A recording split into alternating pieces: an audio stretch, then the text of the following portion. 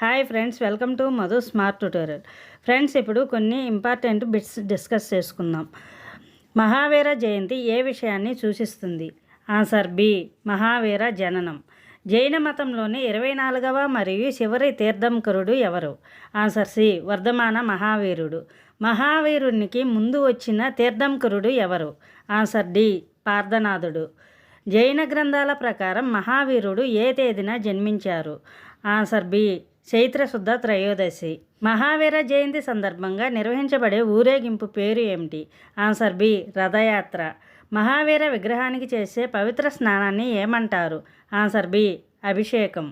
మహావీరుని తల్లిదండ్రులు ఎవరు? Answer B, Siddharthudu మరియు త్రిశల. మహావీరుడు ప్రస్తుత భారతదేశంలోని ఏ రాష్ట్రంలో జన్మించాడు? Answer B, Bihar. మహావీరుడు ఏ వంశానికి చెందినవాడు? ఆన్సర్ సి, ఇక్ష్వాకు వంశం. వర్ధమానుడు అనే పదానికి అర్థం ఏమిటి? ఆన్సర్ సి, అభివృద్ధి చెందేవాడు. మహావీరుడు ఎప్పుడు సన్యాసం చేపట్టారు? ఆన్సర్ బి, 30 ఏళ్ల వయసులో. మహావీరుని బోధనలను ఏమంటారు? ఆన్సర్ ఏ, ఆగమాలు. మహావీరుని బోధనలు ఏ భాషలో విస్తరించబడ్డాయి?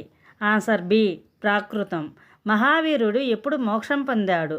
ఆన్సర్ బి, 72 ఏళ్ల వయసులో. మహావీరుడు మోక్షం పొందిన ప్రదేశం ఏమిటి? Answer C, పవాపూరి.